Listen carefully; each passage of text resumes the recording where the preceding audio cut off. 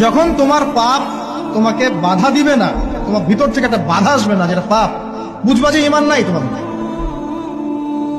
যখন ভিতর থেকে পাপ করলে একটা বাধা আসে, বুঝবা তুমি ঈমানদার।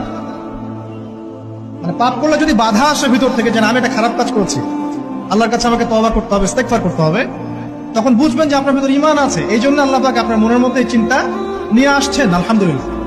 যখন পাপ করতে করতে দেখবেন আপনার মনে কোনো ফিলিংসই নাই, তখন বুঝবেন যে আসলে আপনার ভিতর ঈমান আর কিছু বাকি নাই, যেটা আছে খালি ফসকার মতো, একটা নুক্তার মতো।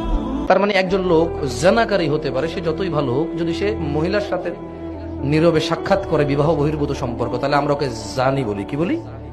কি বলি? জানি। কি বলি? মানে জেনাখোর। কি বলি?